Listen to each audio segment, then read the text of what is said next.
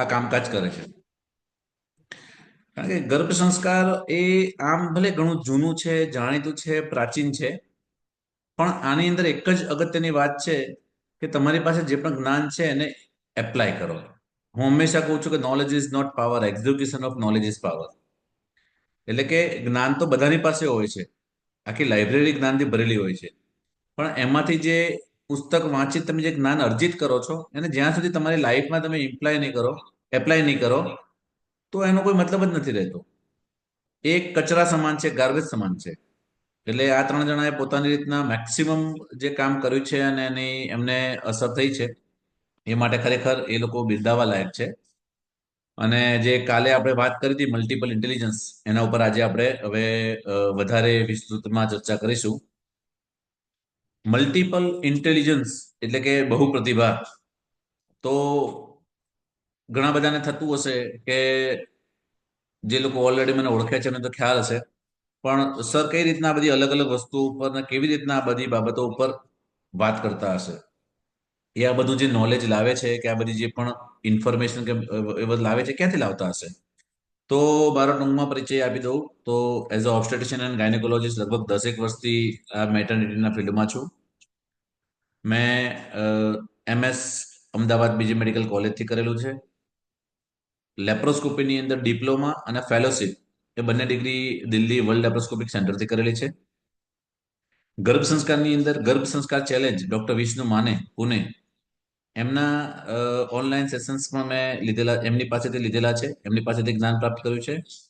અમદાવાદમાં મેજેસ્ટિક ગર્ભ સંસ્કાર ટીમ કે જેની એપ્લિકેશનના કરોડો સબસ્ક્રાઈબર છે દુનિયાની અંદર, એમની પાસેથી પણ આપણે ટ્રેનિંગ લીધેલી, કોચિંગ લીધેલું છે. એની સાથે સાથે ઘણા બધા લગભગ 7 થી 8 કે એનાથી પણ વધારે માત્ર ગર્ભ સંસ્કારના પુસ્તકો અને માતૃત્વ અને પેરેન્ટિંગના બીજા 10 થી વધારે પુસ્તકો ઓલરેડી વસાયા છે, એમાંથી પણ જ્ઞાન પ્રાપ્ત કરતો રહું છું.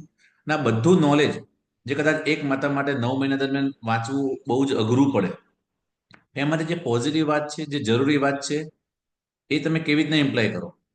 મેં લગભગ 3 વખત ગાયત્રી પરિવારમાંથી ગર્ભ સંસ્કારના ટ્રેનિંગ પ્રોગ્રામ પૂરા કરેલા છે.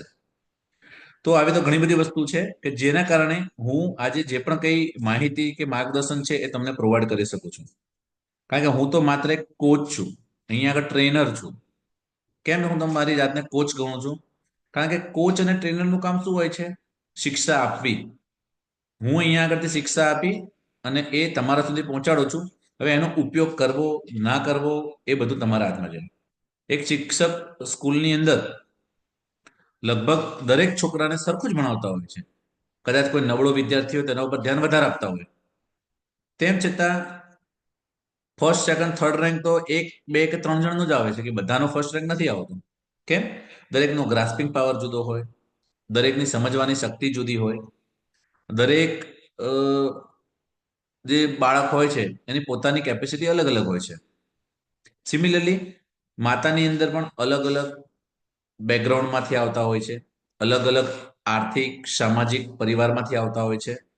એમની આર્થિક ક્ષમતા પણ બધાની અલગ અલગ હોય, ગ્રાસ્પિંગ પાવર પણ બધાનો અલગ અલગ હોય. એટલે બની શકે કે અહીંયાથી દરેકે દરેક વસ્તુ દરેક માતા ના સમજી શકે. તો તમે ગમે ત્યારે મને મારા પર્સનલ નંબર ઉપર કોલ કરી શકો છો. તમારી જે પણ ક્વેરી હોય એ તમે મેસેજથી ડ્રોપ પણ કરી શકો છો. જ્યારે પણ હું ફ્રી થઉં ત્યારે તમને એનો રિપ્લાય 24 અવર્સમાં આપવાનો પ્રયત્ન કરીશ. બરોબર? તો હવે આપણા ટોપિક ઉપર આવીએ છીએ કે મલ્ટિપલ ઇન્ટેલિજન્સ.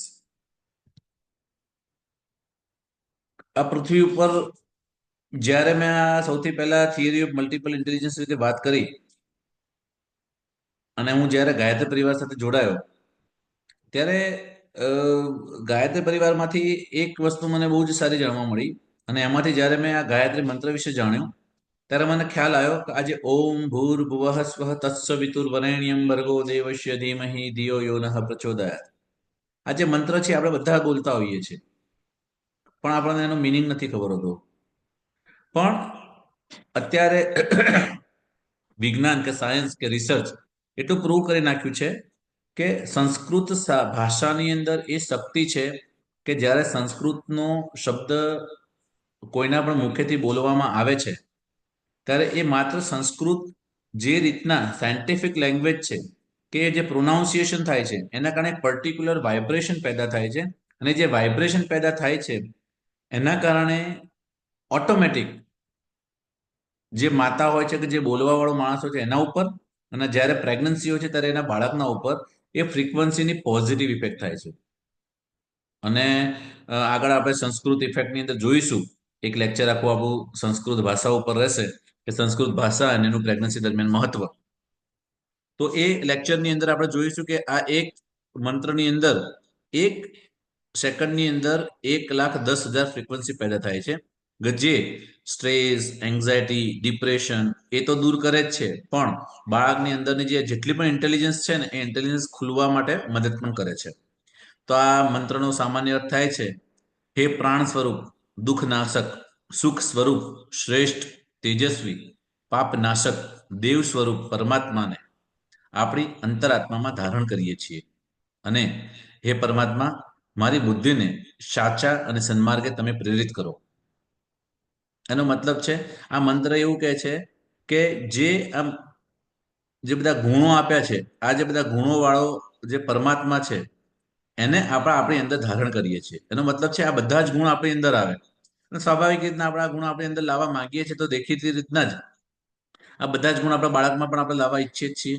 અને કોઈ પણ સારું કામ કરવા માટે તમારી બુદ્ધિ આપણે શું કહીએ, મને સાચા અને સારા માર્ગે લઈ જજે. તો આપણે બુદ્ધિને સારા માર્ગે પ્રેરિત કરવા માટેની આ પ્રાર્થના છે. તો થિયરી ઓફ મલ્ટિપલ ઇન્ટેલિજન્સમાં આપણે બધાએ મલ્ટિપલ ઇન્ટેલિજન્સની વાતો તો સાંભળેલી જ છે કે બળ વધારે ઇમ્પોર્ટન્ટ છે કે બુદ્ધિ વધારે ઇમ્પોર્ટન્ટ છે. તો સૌથી પહેલા તો આ જે એક વાર્તા છે જે આપણે બધા નાનપણમાં બીજા ત્રીજા ચોથા ધોરણમાં ભણતા હશું, વખત સ્કૂલમાં આપણે સાંભળી જશે, કે જેમાં આપણે બધા જાણીએ છીએ કે બળ કરતા બુદ્ધિ મહાન છે. કેમ? કારણ કે એક જંગલ હતું. એ જંગલની અંદર એક સિંહ રાજા હતા. એ સિંહ રાજા શું કરતા હતા? રોજ ગમે તે જગ્યાએ જઈને ગમે તે પ્રાણીને મારી નાખે ને એનું મારણ કરી નાખે. એટલે આખા જંગલના બધા પ્રાણીઓ ટેન્શનમાં આવી ગયા, કંટાળી ગયા. બધાએ મિટિંગ કરી, અને મિટિંગ કર્યા પછી બધાએ નક્કી કર્યું કે આપણે એક કામ કરીએ, આવી રીતના ગમે ત્યારે આપણે રોજે રોજ ભયમાં જીવવું, એના કરતાં આપણે એક એવું કામ કરીએ કે આપણે બધા ભેગા થઈ અને રોજ એક પ્રાણી એમની ગુફામાં મોકલી દેવાનું. એટલે શું થાય? આપણને જેનો વારો હોય એ એક જ ચિંતા કરે, બાકી કોઈ ચિંતા કરવાની વાત ના રહે.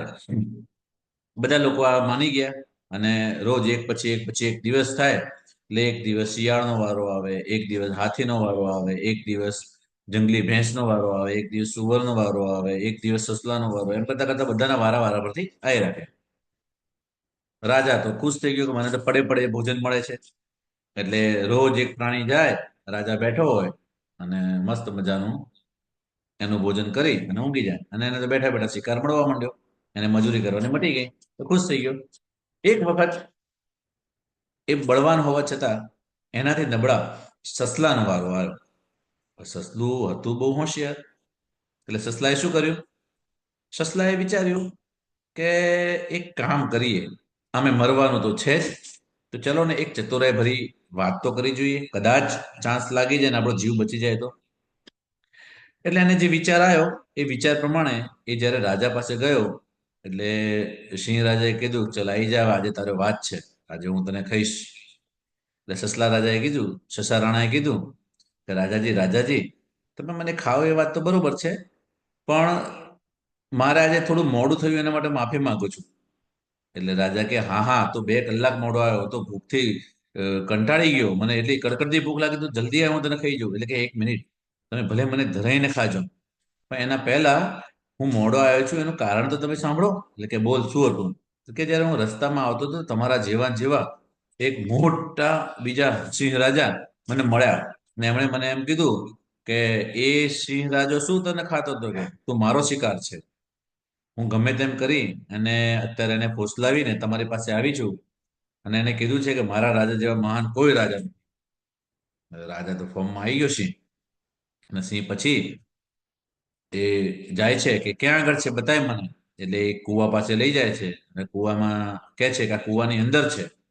એટલે જ્યારે સિંહ જોવે છે તો કુવાની અંદર જે પાણી હોય છે, પાણીની અંદર એનું પ્રતિબિંબ દેખાય છે એટલે એને ગુસ્સો ચડે છે કે આ બીજો સિંહ અંદર છે, એટલે મોટી ત્રાળ મારે છે.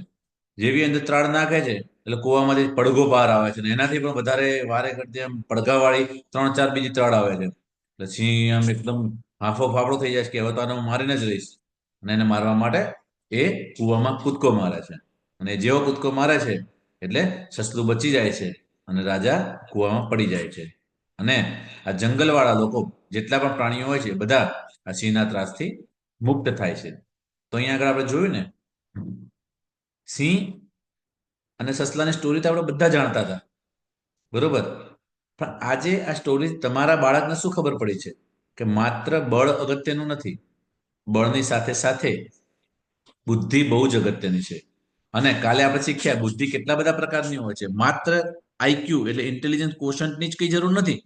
IQ, EQ, SQ, PQ, CQ, physical quotient, ઘણી બધી એવી બુદ્ધિ છે કે જે બુદ્ધિનો આપણે આપણી લાઈફની અંદર ઉપયોગ કરી અને આપણે જ્યાં સફળતા પ્રાપ્ત કરવા માંગતા હોઈએ ત્યાં આગળ સફળતા આપણે પ્રાપ્ત કરી શકીએ છીએ.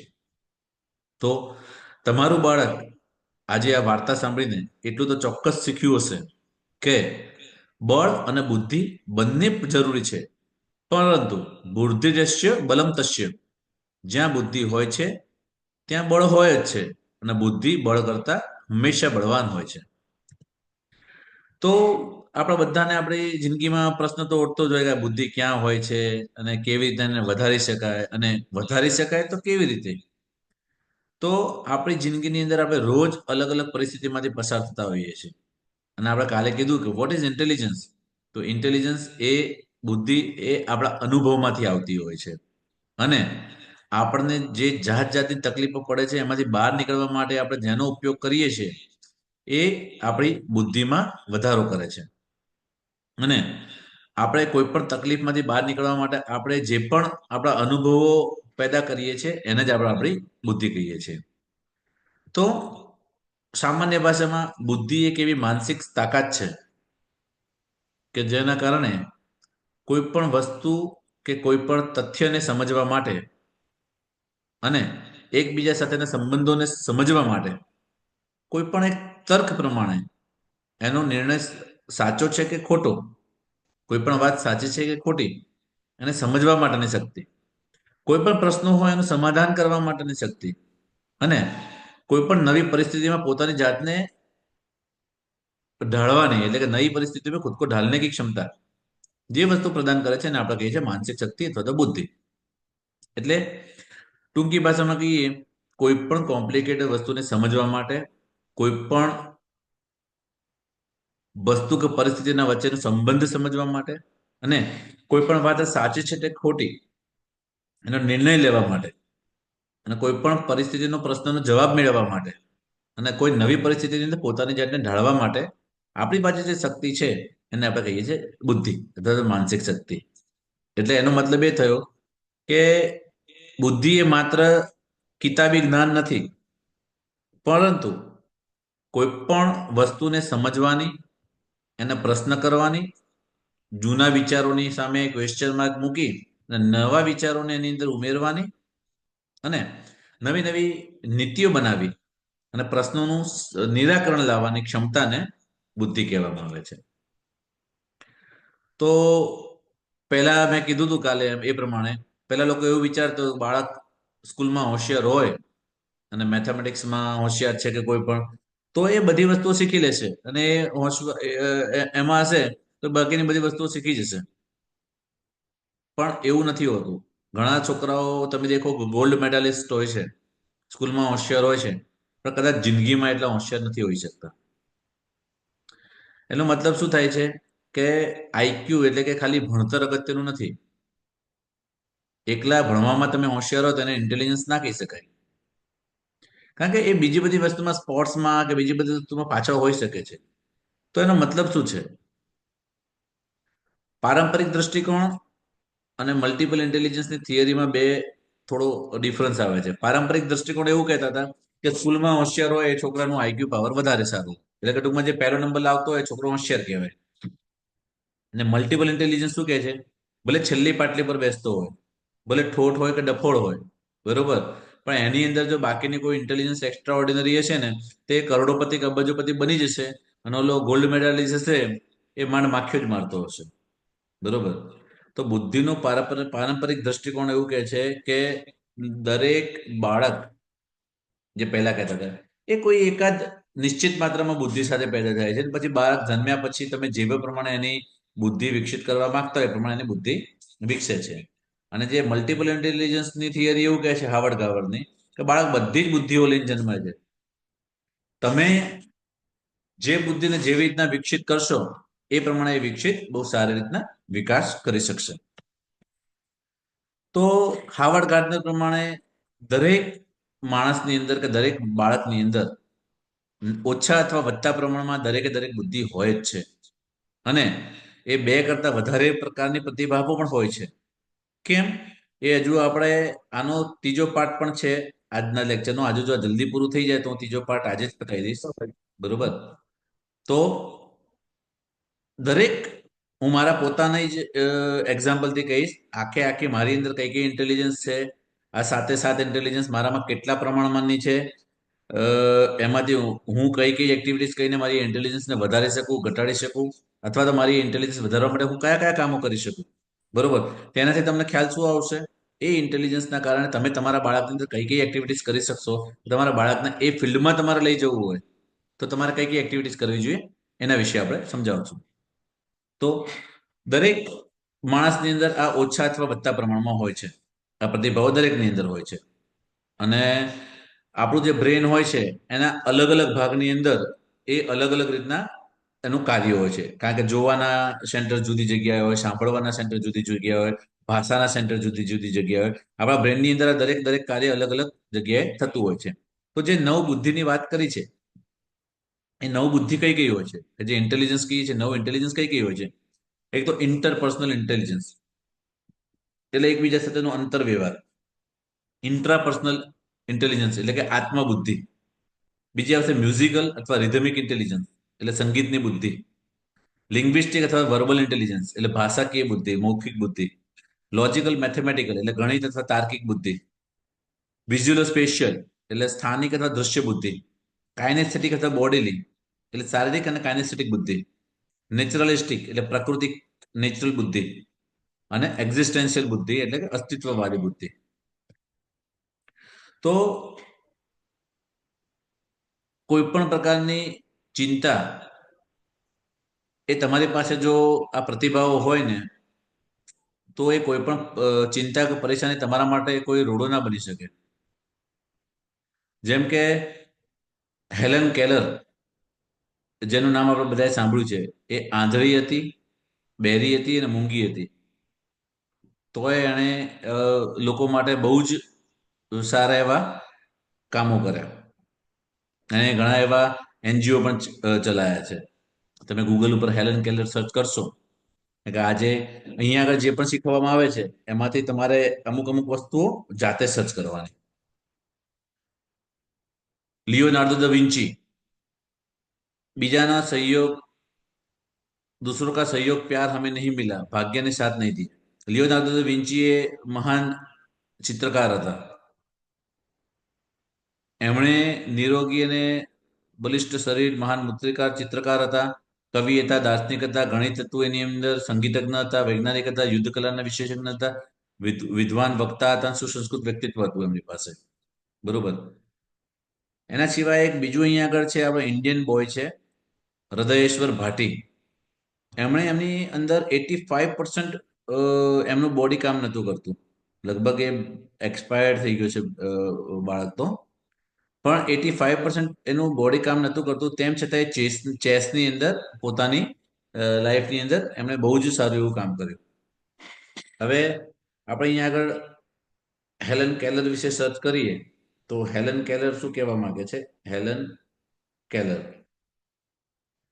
તો હેલન કેલર જે છે એનો જન્મ થયો તો 27 જૂન 1880ની અંદર. અને જ્યારે આપણે એના વિશેની બાયોગ્રાફી કહીએ તો એની અંદર શું તકલીફ હતી? તો એ આપણે જે વાત કરી કે 1.5 વર્ષના હતા ત્યારે બીમારીના કારણે બહેરા અને આંધળા થઈ ગયા હતા.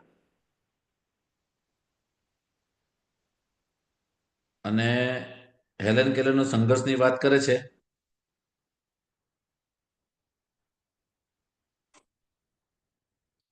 તો એમની એક પુસ્તક પણ છે ને, કંઈક ઓવરવ્યૂ જોઈ લઈએ આપણે.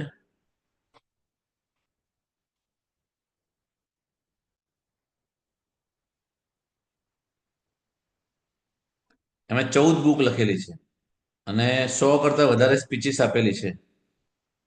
બરોબર. તો એમને નાનપણની અંદર જ, અર્લી ચાઇલ્ડહુડની અંદર એ આંધળા થઈ ગયા હતા.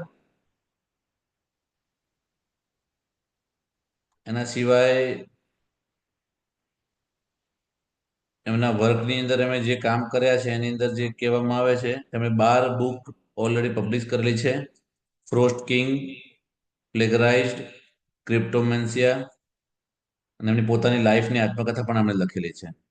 બરોબર. હવે જે આંધળા અને મૂંગા હતા તોય આટલું બધું આગળ વધ્યા, તો એમને એમ તો કોઈ માણસ આટલું બધું આગળ ના વધી શકે ને. હૃદયેશ્વર ભાટીની વાત કરીએ, એ તો ઇન્ડિયન છે. હૃદયેશ્વર ભાટી.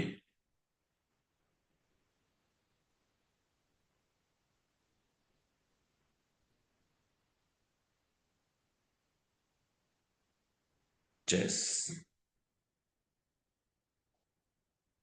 વિકિપીડિયા ઉપર પણ બતાવે છે. અને આપણે સ્ટોરી મેં વાંચી હતી, બહુ સરસ હતી. કે બહુ જ એનો જન્મ છે 3 સપ્ટેમ્બર 2002 માં, અને એક્સપાયર થઈ ગયા છે 15 જૂન 2021. 18 વર્ષની ઉંમરમાં એમણે આટલી બધી વસ્તુ આપી. અને એમણે ચેસના 6 પ્લેયર, 12 પ્લેયર અને 16 પ્લેયરની ચેસ ગેમ બનાવડાવી. અને પોતે આ ઇન્વેન્શન કર્યું કે આપણે જે શતરંજની ગેમ ઘણી રમીએ છીએ ચેસ, એટલે 64 એના ખાના હોય છે અને 2 પ્લેયર સામ સામે રમતા હોય છે. પણ આણે 6 પ્લેયર, 12 પ્લેયર અને 16 પ્લેયર અને આ ગેમ બનાવી. અને એના માટે એને 2014માં એ was presented doctor Batra's positive health award by Mahendra Singh Dhoni એને આપેલો છે. તો એવા કેટલાય અદ્ભુત વ્યક્તિત્વ આપણી અંદર પડેલા છે જે આપણને ખ્યાલ નથી. પણ પ્રેગ્નન્સી દરમિયાન એનો ફાયદો શું છે?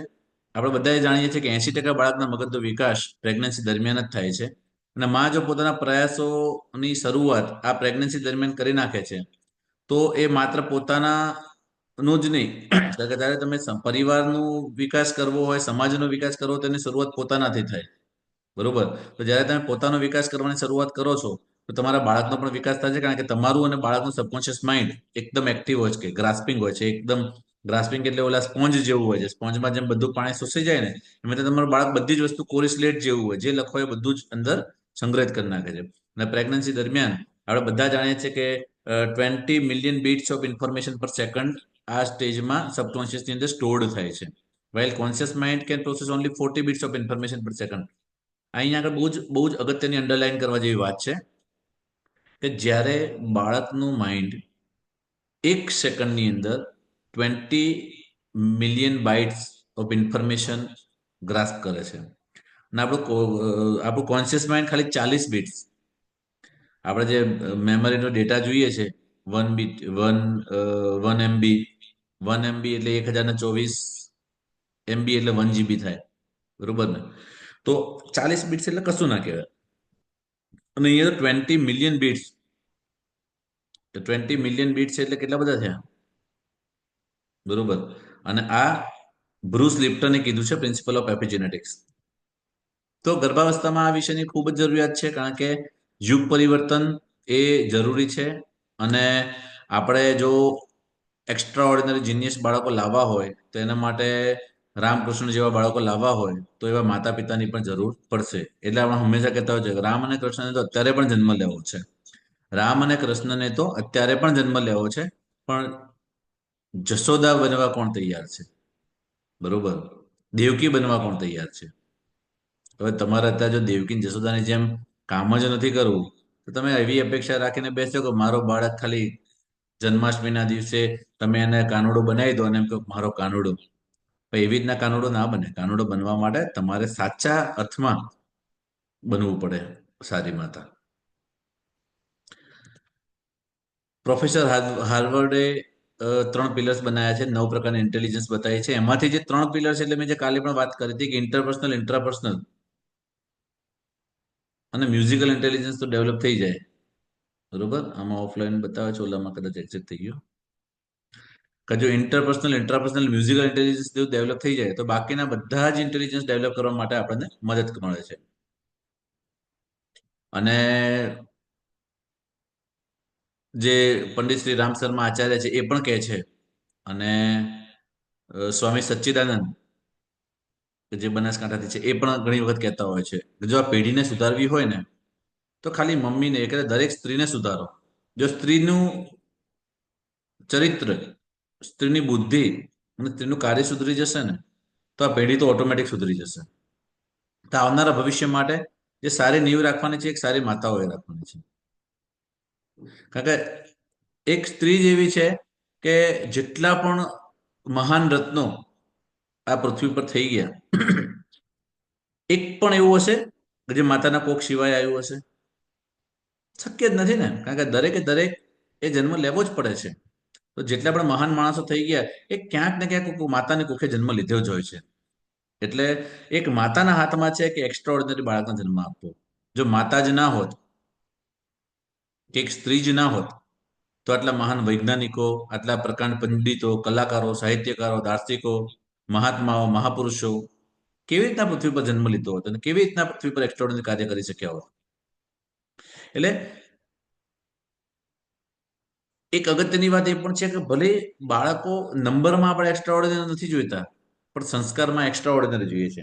કે ગાંધારીને 100 પુત્રો હતા, કૌરવો એક પણ સંસ્કારી નહોતા. કુંતીને ખાલી 5 પાંડવો જ હતા. પણ મહાભારતમાં એ 5 પાંડવ એની નીતિમત્તાના કારણે, એના સંસ્કારના કારણે, એના કર્મોના કારણે અને એમની પ્રભુ સાથેની આસ્થાના, પ્રભુ સાથેના સાથ સહકારના કારણે વિજયી થયા. ઘણી બધી વાર્તાઓ છે આવી બધી. નીતિશાસ્ત્રની અંદર ક્યાંક એવું લખ્યું છે કે હજારો મૂર્ખ બાળકોની અપેક્ષાએ એક ગુણવંત પુત્ર મળી જાય ને તો એ શ્રેષ્ઠ છે. જેવી રીતના એક ચાંદો અંધકાર દૂર નથી કરી શકતો, એક ચાંદો અંધારું દૂર કરી શકે છે, પણ હજારો તારાઓ એ અંધારું દૂર કરી શકતા નથી. તો આપણા પુત્રની અંદર ચાંદાના જેવું તેજ, ચાંદાના જેવી શાંતિ, ચાંદા જેવું ગુણ હોવો જરૂરી છે કે જે રાત્રિના અંધકારમાં પણ જો પૂનમ હોય તો એના અજવાળાથી પ્રકાશ ફેલાઈ શકે છે. અને આપણે બધા એ વાર્તાઓ સાંભળી જ છે, અને અષ્ટાવક્ર ગીતા વિશે પણ બધાએ સાંભળ્યું જ હશે. તો બુદ્ધિ આપણે બધા ઘણી વખત કહેતા હોય છે કે બાળક ક્યાં પેટમાં સાંભળતું હશે. મને ઘણા બધા હમણાં એક ડોક્ટર મળે, હું એક કોન્ફરન્સમાં ગયો હતો, અમારા એલોપેથીના ફિઝિશિયન ડોક્ટર હતા. એ મને કે એમને ખબર નહીં કે હું ગર્ભ સંસ્કારના ક્લાસ લઉં છું. ત્યાં આગળ મારી the art of nature berg પુસ્તક મારી પાસે હતું અને એમને એના ઉપર વાત ચાલતી હતી. વાતમાં તો નીકળી કે અમારે ત્યાં એક બેન ગર્ભ સંસ્કાર કરાવતા હતા અને કે એવી ફાલતુની વાત કરે કે બાળક પેટમાં સાંભળે, કે શું બાળક પેટમાં સાંભળતું હશે. હવે એમને ખબર નથી કે હું આવી રીતના આ બધી ગર્ભ સંસ્કારના ક્લાસ કરું છું. તો પછી મેં એમને સમજાવ્યું કે ભાઈ વાત તમારી સાચી છે કે લોકો સુધી સાચી સમજણ નથી, પણ તમારી પાસે ક્યાં એવો કોઈ ઓથેન્ટિક ઓલું છે કે બાળક નથી જ સાંભળી શકતું? તમે અત્યારે રિસર્ચ જોશો, અત્યારે ઘણા બધા એવા એક્ઝામ્પલ જોશો, એવા બાળકો જોશો, તો ઘણા બધા બાળકની અંદર એવા વિકલ્પો જોવા મળતા હોય છે કે જે દરેકે દરેક બાળકની અંદર આવતા હોય છે. જે અષ્ટાવક્રની વાત કરવામાં આવે છે, એ અષ્ટાવક્રની જે વાર્તા છે એમાં શું કહે છે? સુજાતા ના ગર્ભમાં જ્યારે પ્રેગ્નન્ટ હતી, આ લગભગ રામાયણ વખતની વાત છે કે સુજાતાના પેટમાં જ્યારે એક બાળક હતું અને એમના પિતા કહોદ ઋષિ, જે પુષ્કળ જ્ઞાનના નોલેજેબલ હતા, બરોબર. તો એને એમ થયું કે મારા પિતાની જેમ મારે મારું એક્સ્ટ્રા ઓર્ડિનરી જીનિયસ બાળક હોશિયાર જોઈએ છે. અને એમના કહોદ ઋષિના જ શિષ્ય જોડે સુજાતાના લગ્ન થયા કયાધુ જોડે. અ, નામ ભૂલી ગયો, પણ એમના કહોદ ઋષિના જે શિષ્ય હતા એના સુજાતા સાથે લગ્ન થયા. લગ્ન થયા, એની ઈચ્છા થઈ એટલે એમણે અ, ધીરે ધીરે જો બંને લોકો જોડે જ્ઞાન લેવાનું ચાલુ કર્યું.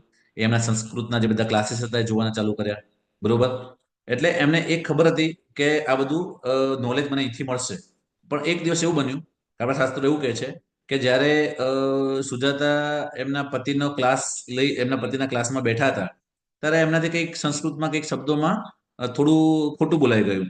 ત્યારે સુજાતાના ગર્ભમાંથી એના બાળકે કીધું કે પિતાશ્રી, તમે આ જે શ્લોક બોલો છો કે આ જે પદ બોલો છો એ આ પ્રકારે નહીં, આવી રીતના બોલવું જોઈએ. તો એનાથી અ, એને એકદમ જ મનમાં એવું થઈ ગયું કે આ મારું અપમાન કરે છે. અને એમણે ભૂલથી એમના બાળકને શ્રાપ આપી દીધો, જા તું 8 અંગોથી વાંકો આવીશ. શારીરિક રીતના એ વાંકું આવ્યું બાળક, પણ માનસિક રીતના એણે જે જ્ઞાન પ્રાપ્ત કર્યું હતું ને એને કોઈ વિચલિત ના કરી શક્યું. 8 અંગોથી વાંકા આવવાના કારણે એનું નામ પડ્યું અષ્ટાવક્ર. એ કુરૂપી બન્યો, 8 અંગથી વાંકો બન્યો. પણ વિદ્વતામાં એટલો મહાન હતો કે જ્યારે જનક રાજાના દરબારમાં એણે જ્યારે શાસ્ત્રાર્થની અંદર ચર્ચામાં ભાગ લીધો ત્યારે ઋષિ બંદી કે જે જનક રાજાના ઋષિ હતા એને શાસ્ત્રાર્થમાં હરાયા હતા. અને એટલી નાની ઉંમરમાં એમણે વિદ્વતા પ્રાપ્ત કરી હતી. તો પ્રેગ્નન્સી દરમિયાન કદાચ બાળક ખોડખાપણ વાળું આવી શકે, પણ તમે જે જ્ઞાન આપ્યું છે ને એ જ્ઞાન એના બ્રેનમાં ઇમ્પ્લાન્ટ થાય છે અને એનો ઉપયોગ એ એની લાઈફની અંદર ક્યાંક ને ક્યાંક કરતું જ હોય છે. તો મેઇન આપણી પાસે 9 પ્રકારની બુદ્ધિ હોય છે. કોઈ પણ વ્યક્તિની અંદર એક અથવા બે બુદ્ધિ કે એક અથવા બે પ્રકારની જે લાક્ષણિકતાઓ હોય છે, પ્રભુત્વતા પ્રતિભા હોય છે, એ વધારે સારી હોય છે. અને દરેક પ્રતિભાને તમે થોડી વધઘટ કરીને સારી અથવા ઓછી કરી શકો છો. તમારા બાળકની અંદર જે બુદ્ધિ હોય છે, જે વિકાસ હોય છે, એને તમે એ તરફ ફોકસ કરીને એમાં વધારો કરી શકો છો સ્કિલ અને ટ્રેનિંગથી. એટલે આપણે કહીએ છીએ ને કે કોઈ પણ પરિસ્થિતિમાં તમે જેટલી વધારે પ્રેક્ટિસ કરો એટલે વધારે એમાં સ્ટ્રોંગ બનો. સિમિલરલી તમારે તમારા બાળકને જે સ્કિલ વધારવી છે, એની અંદર જે સ્કિલ લાવી છે, એ સ્કિલ અને ટ્રેનિંગ તમે કરશો તો તમે તમારી લાઈફને સારી રીતના એન્જોય કરી શકશો. એટલે એની અંદર જે વિશેષજ્ઞતા તમારે પ્રાપ્ત કરવી છે એની અંદર તમે મૂકી શકો.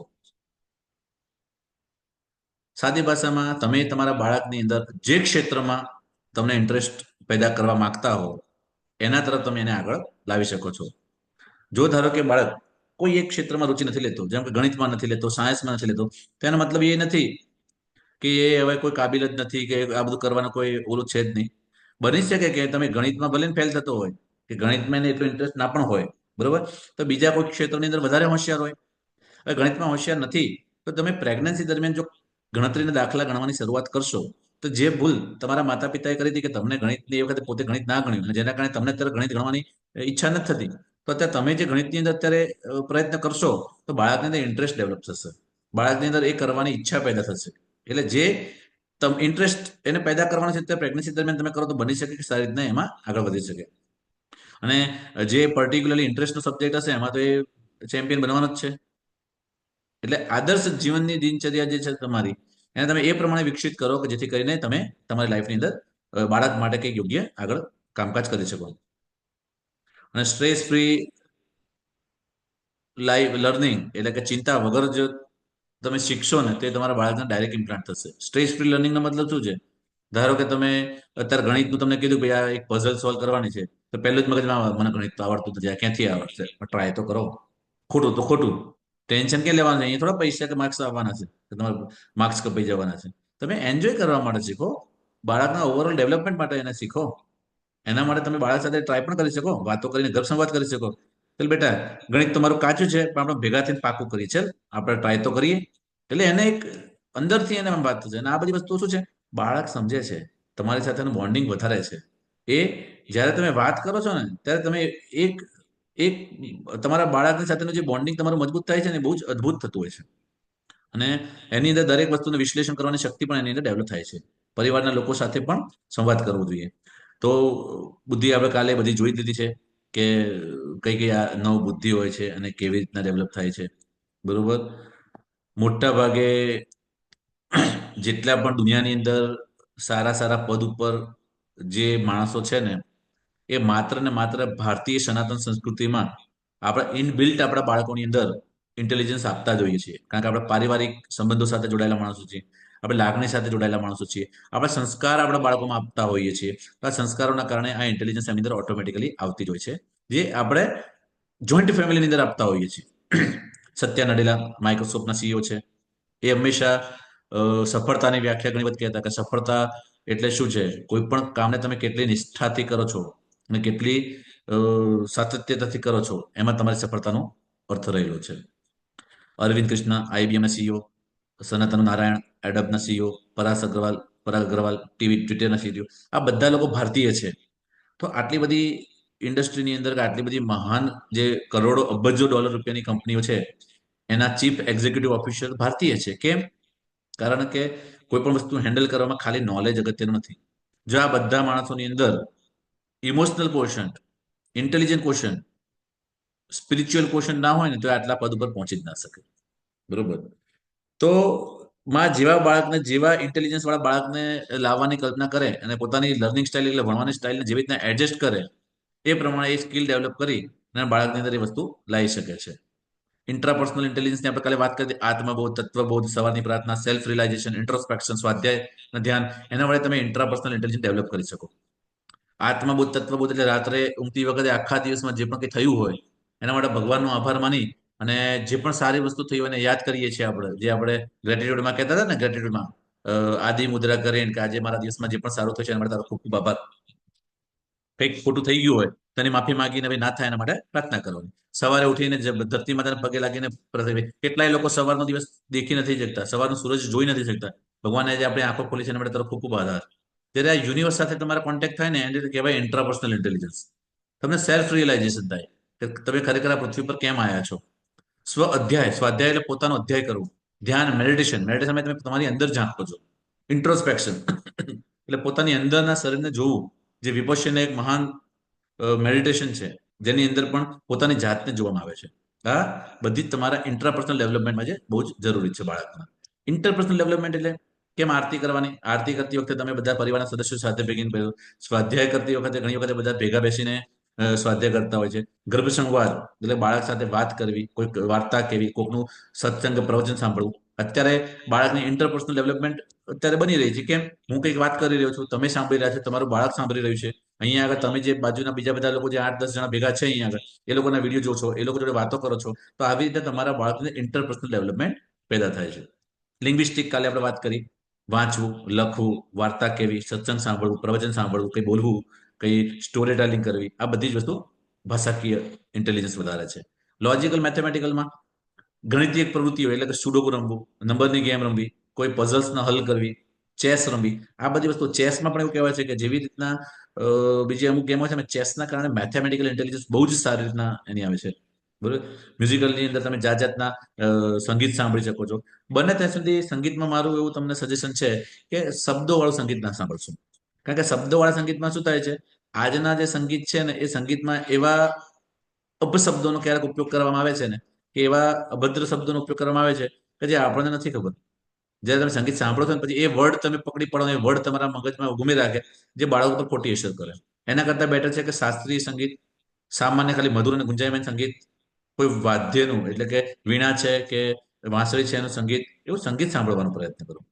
ઇવન નાદયોગ, તમે ઓનલાઈન સર્ચ કરશો નાદયોગ, ત્યાં 3-4 સંગીતનું મિશ્રણ કરીને એક નાદયોગ આવે છે, જે પણ બાળક માટે અને પ્રેગ્નન્સી માટે બહુ સારો છે. ભ્રામરી પ્રાણાયામ એ પણ ઓમના નાદ, કે આ પૃથ્વીનું સર્જન થયું એનો જે નાદ આવે છે, 2 આંગળી કાન ઉપર મૂકી ભમરો જે અવાજ કરતો હોય, ભમરાનું ગુંજન હોય એનું આવે, એ ભ્રામરી પ્રાણાયામ આવતું હોય છે. એનાથી પણ તમને મ્યુઝિકલ ઇન્ટેલિજન્સની જેમ જ વાઇબ્રેશન પેદા થતા હોય પડે. સ્પેશિયલ વિઝ્યુલાઇઝેશન એટલે આર્ટ એન્ડ ક્રાફ્ટ, કંઈક વસ્તુ બનાવી, ચિત્ર બનાવવા, ડ્રોઈંગ, મંડાલા બનાવવું, બરોબર, કલર પૂરવા, એ બધું તમારું સ્પેશિયલ વિઝ્યુઅલ ઇન્ટેલિજન્સ બનાવે છે. બોડીલી કાઇનેસ્ટિક માટે તમે યોગાસન અને પ્રાણાયામ કરી શકો. નેચરલિસ્ટિક માટે તમે દિવસે સવારે બગીચામાં વાંટો મારવા જાઓ, બગીચાની અંદર તમે કંઈક છોડ ઉગાડો, બાગબાની કરો, રાત્રે તમે થોડો આંટો મારવા જાઓ, જંગલમાં ફરવા જાઓ, આ બધું તમારું નેચરલિસ્ટિક ઇન્ટેલિજન્સ. સૂરજને પાણી ચડાવો, ગાયને રોટલી ખવડાવો કે પછી ઘાસ ખવડાવો, બરોબર, કૂતરાને રોટલો આપો, કીડિયાળું પૂરવા જાઓ, આ બધી તમે નેચરલિસ્ટિક ઇન્ટેલિજન્સ પૂરી કરો. બરોબર? આપણે એની પાછળના ઘણા બધા બીજા બધા કારણો પણ હોય છે. પણ તો આ બધી વસ્તુ આપણે કરતા હોઈએ છીએ. હવે કીડીને કીડિયાળું પૂરવા જવું કે લોટ અને ખાંડ નાખીને એને બધું આપવા જવું, એની પાછળ કોઈ જ બીજો આશય શું હોય? પણ તમે એની સાથે એક સંપર્કમાં રહો છો, તમારે નેચરલિસ્ટિક ઇન્ટેલિજન્સ આગળ વધે. એક્ઝિસ્ટેન્શિયલ એક્ઝિસ્ટેન્શિયલ એટલે તમે આ પૃથ્વી પર શું કરવા આવ્યા છો, એ વન સોર્ટ ઓફ ઇન્ટ્રાપર્સનલ ઇન્ટેલિજન્સ જેવું જ છે કે હું એમાં હું કેમ આ પૃથ્વી પર આવ્યો છું, બરોબર. પણ એનું પર્પસ કંઈક અલગ યુનિવર્સ સાથે જોડવાનું છે. ધ્યાન, પ્રાણાયામ, પ્રત્યાહાર, મૌન સાધના, મંત્ર જપ એના દ્વારા આ બધું પ્રાપ્ત કરી શકાય છે. તો આત્મશક્તિ ખાલી વ્યક્તિને તેજસ્વી જ બનાવે છે એવું નથી, પણ લોકોને પ્રભાવિત કરવા માટે પણ એનો ઉપયોગ થાય છે. અને આંતરિક પ્રતિભા અને બાહ્ય પ્રતિભા એ બંને વિકસિત થાય તો સર્વમુખી પ્રતિભાઓ અને સફળતાઓ આપણને પ્રાપ્ત થાય છે. તો આ આપણે મલ્ટિપલ ઇન્ટેલિજન્સ વિશે કાલના ટોપિક કરતા આજે થોડીક વધારે વિસ્તૃતમાં ચર્ચા કરી.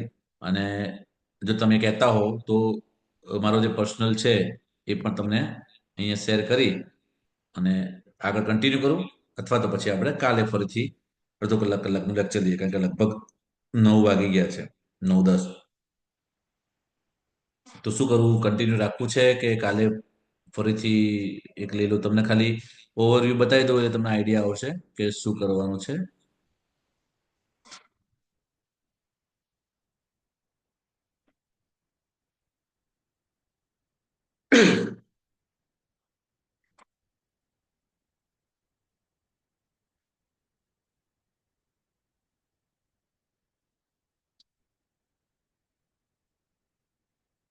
અહીંયા આગળ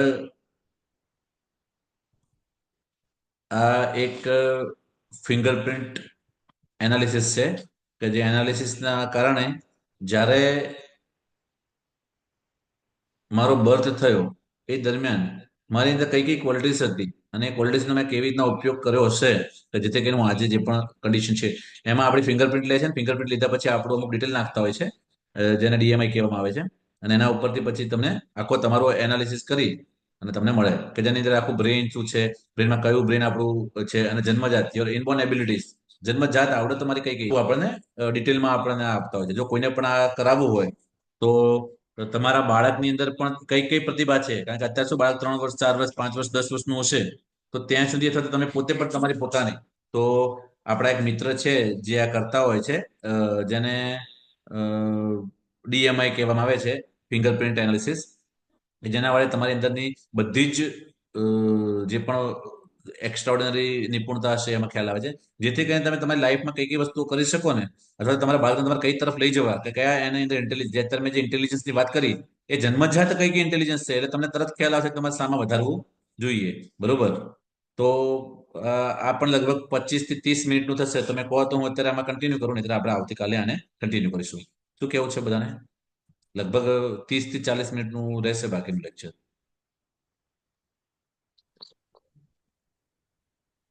સર કન્ટિન્યુ રાખવું છે મારે તો. કન્ટિન્યુ રાખવું છે. Thank you. બીજો કોઈનો રિસ્પોન્સ? કારણ કે શું છે, પ્રેગ્નન્સી થાકી ના જાય બધા, કારણ કે ઠંડી બહુ વધારે છે, એ બધા સાલ બાલ ઓઢીને બેસજો.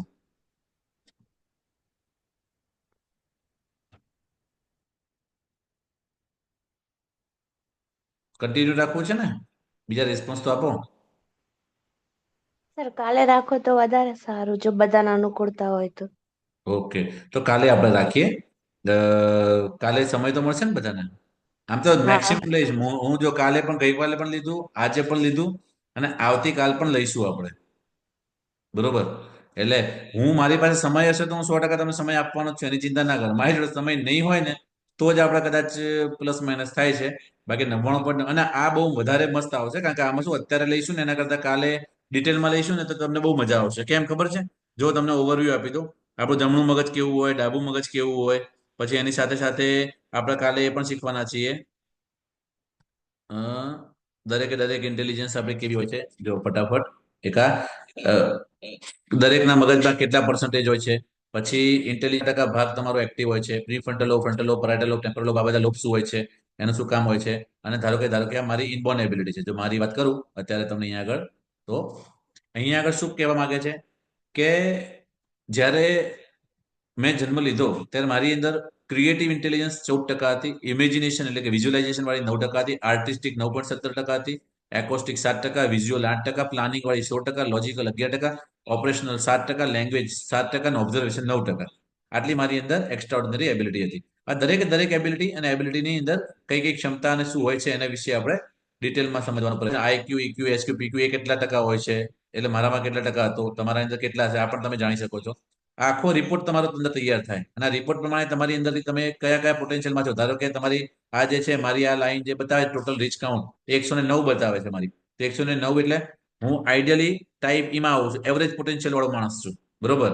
આના પ્રમાણે જન્મજાત માત્ર એવરેજ પોટેન્શિયલ વાળો હતો, પણ તેમ છતાં હું આગળ વધ્યો. તેની પાછળના કારણો કયા છે? તેની પાછળના કારણોમાં તમે જયારે અહીંયા જોશો કે મારા પોટેન્શિયલ એવરેજ છે, તમને તેમ લાગતું છે સાહેબ તમે તો આટલા બધા સફળ છો, આટલા બધા આગળ વધો છો, પણ તમારો પોટેન્શિયલ તમે એવરેજ બતાવે. હું એક સામાન્ય એવરેજ માણસ જ હતો, પણ અહીંયા એવી તો કઈ વસ્તુ મળી. તો અહીંયા આગળ તમે જોશો, આપણે મેં જે કાલે આઈક્યુ, ઈક્યુ, એસક્યુ, પીક્યુ ની વાત કરી હતી, બરોબર. એક જ મિનિટ, એ ઉપર જતો જસ્ટ મિનિટ. ક્વેશ્ચન, બરોબર. તો તમે અહીંયા જોશો તો અહીંયા આગળ મારો ઇન્ટેલિજન્સ ક્વેશ્ચન 20% છે, ઇમોશનલ ક્વેશ્ચન 31%, એટલે ઇન્ટરપર્સનલ ઇન્ટ્રાપર્સનલ ઇન્ટેલિજન્સ 30% છે, અને સ્પિરિચ્યુઅલ ક્વેશ્ચન 15% છે. પણ અત્યારે આધ્યાત્મિકતા મેં એક્ઝિસ્ટેન્શિયલ કે સ્પિરિચ્યુઅલ ક્વેશ્ચન છે એ મારી મેડિટેશન, યોગ, પ્રાણાયામ, ધ્યાનના મદદથી વધારી છે, બરોબર. અને ઇમોશનલ ક્વેશ્ચન અને ઇન્ટેલિજન્સ ક્વેશ્ચન મેં કીધું આઈક્યુ ને ઇક્યુ બે હોય તો તમે સફળતા પ્રાપ્ત કરી શકો, પણ ટકાવી રાખવા માટે તમારી પાસે એસક્યુ જરૂરી છે, બરોબર. પ્લસ ક્રિએટિવ ક્વેશ્ચન, વિઝ્યુઅલ અને મ્યુઝિકલ, એ પણ 17% જેવો છે. અને એડેપ્ટિવ એડવર્સિટી ક્વેશ્ચન, ગમે તે પરિસ્થિતિની અંદર પોતાની જાતને ઢળવાનું, એ 16% છે. તો આ તો જેના કારણે બાકીની બધી ઇન્ટેલિજન્સ ડેવલપ કરવા માટે મને મારી લાઈફમાં સફળતા પ્રાપ્ત કરવા માટે વધારે મદદ રહી. બાકી જન્મ વખતે હું માત્ર એવરેજ લઈને જ નીકળ્યો હતો, બરોબર. તો એ બધી જ વસ્તુઓની કાલે આપણે ચર્ચા કરીશું, મજા આવશે. થોડું લેક્ચર આપણને કંઈક વધારે ડિટેલમાં જાણવા મળશે. ઓકે, તો કાલે રાખીએ. ઓકે, બધાની અનુકૂળતા હોય તો આપણે કાલ વધારે સારું રહેશે. એમાં કઈ કઈ એક્ટિવિટીઝ કરવાથી તમારી અંદર કઈ કઈ વચ્ચે એ પણ આપણે જોઈશું કે માત્ર મેં આજે તમને કીધું, પણ ડિટેલમાં તમને કાલે એ પણ આપણે આની અંદર જોઈશું કે તમે ઇન્ટેલિજન્સની અંદર કઈ કઈ ઇન્ટેલિજન્સ કેવી રીતના પણ વધારી શકો છો. જેમ કે એક એક્ઝામ્પલ અહીંયા આગળ તમને બતાવી દઉં. જેમ કે આ લોજિકલ ઇન્ટેલિજન્સની પહેલી વાત આવી, તો લોજિકલ ઇન્ટેલિજન્સની અંદર અહીંયા આગળ ચોખ્ખું કીધું છે કે લોજિકલ ઇન્ટેલિજન્સમાં તમે કઈ રીતના કરી શકો, કઈ રીતના તમારી અંદર એની અંદર કઈ રીતના વધારી શકો, તો તર્ક શક્તિની ગણતરીમાં વધારો કરી શકો. આ લોજિકલ ઇન્ટેલિજન્સ છે. તો લોજિકલ ઇન્ટેલિજન્સની જે વાત કરો તો જેની અંદર લોજિકલ ઇન્ટેલિજન્સ વધારે હોય તો લોજિકલ ઇન્ટેલિજન્સના કેટલા ભાગ છે? આ બધાની અંદરથી તમે કઈ રીતના વધારી શકો? તો એ જેની અંદર બધા તમે ડોક્ટર બનવું હોય, એન્જિનિયર બનાવવો, વૈજ્ઞાનિક બનાવવો, સોફ્ટવેર એન્જિનિયર બનાવવો, banker, computer program, detective, advocate, ગણિતજ્ઞ, જજ, અર્થશાસ્ત્રી, એકાઉન્ટ, આવા કોઈ ફિલ્ડમાં મોકલવું હોય તો તમારી અંદર તમારા બાળકની અંદર લોજિકલ ઇન્ટેલિજન્સ વધવું જોઈએ. તો લોજિકલ ઇન્ટેલિજન્સ વધારવા માટે તમે શું કરશો? તો લોજિકલ ઇન્ટેલિજન્સ વધારવા માટે તમે સરળ ગણતરીઓ તમારા મગજમાં ગણવાને ટેવ પાડો, વૈજ્ઞાનિક સામાયિકમાં લવાજમ ભરો, વૈદિક ગણિત શીખવાનો પ્રયત્ન કરો, તાર્કિક અને ગણિત કરો. આવું કરશો તો તમે એક શાંતિથી અડધો કલાકથી 40 મિનિટ જેવું સેશન થશે, એમાં જોઈશું. તો આજના સેશન અહીંયા આગળ આપણે પૂર્ણ કરીએ છીએ જાહેર, બરોબર. અને તમારામાંથી કોઈનો આજના ટોપિક રિલેટેડ અને ગઈકાલના ટોપિક રિલેટેડ કોઈ પ્રશ્ન હોય તો પૂછી શકો છો.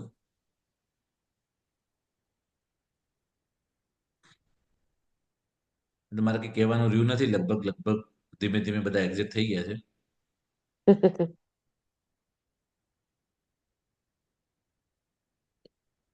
ઓકે, તો બધું કાલે મળશું ચોક્કસ. અને જીમીબેનનો રિસ્પોન્સ માંગીશ કે કદાચ જે પહેલી વાર જોડાયા છે, તો જીમી નામ લખ્યું છે, એમનું સાચું નામ તો મને નથી ખબર. તમારો રિસ્પોન્સ આજનો તમે આપી શકશો જીમીબેન? જીમી નામથી તમે સેવ થયા છો આમાં.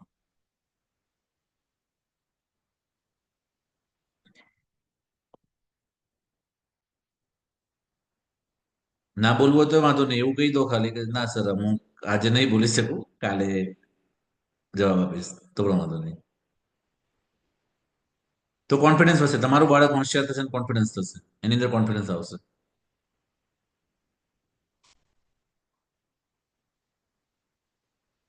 શરમ, આ શરમ જ બહુ એવી વસ્તુ છે ને કે તમને આગળ વધતા અટકાવે છે. કઈ નહીં, ધીમે ધીમે તમે પણ શરમ છોડી દેશો અને બોલતા આગળ આવી જશો. Okay, have a great night, happy ગર્ભ સંસ્કાર. કાલે ફરીથી મળીશું, લગભગ આ જ સમય મળવાનો પ્રયત્ન કરીશું.